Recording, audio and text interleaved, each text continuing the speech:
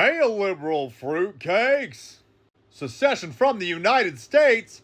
Let's talk about it! Now, there's a lot of videos going around of people saying, my state should secede from the United States of America! Or countries saying, hey, you guys should just join us. California, you're welcome to join us. Insert Democratic state, you're welcome to join us. Well, I hate to burst all of your bubbles, but a state cannot secede from the United States of America. It's not possible unilaterally. So let's look into it.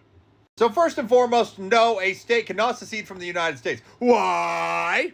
Because while there is a thing called state sovereignty, under the Constitution, we are a union of states. And under the Constitution, we are an indestructible union of states. Meaning just because a state doesn't like what's happening in the federal government doesn't mean the federal government doesn't have power over that state. That state belongs to the federal government. At least in part, but especially when it comes to the formation of the entire country and our union. Now, the constitutional framework does not have a mechanism in any way for a state to secede from the United States. Many people like to bring up the Articles of Confederacy, which talk about perpetual union. However, the Constitution lays out an indestructible union. Now, before you guys go, that's not right!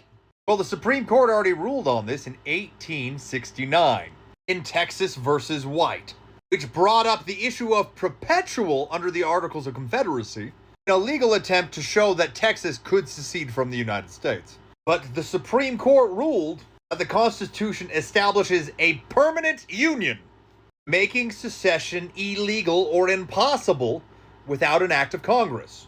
Now, an act of Congress could allow a state to secede, but in order to do that, you would have to have a 2/3 majority in the House, the Senate, and have the president vote on it, and then it would have to go to every single state to ratify that.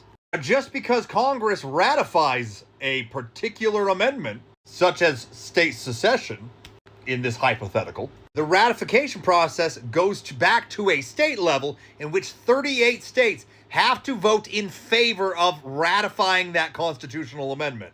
So just to lead, that's why there aren't going to be any more constitutional amendments in the near future. Just not going to happen. And we need to go back to the issue of state sovereignty for one more point that needs to be made. State sovereignty allows a particular state to govern themselves within reason.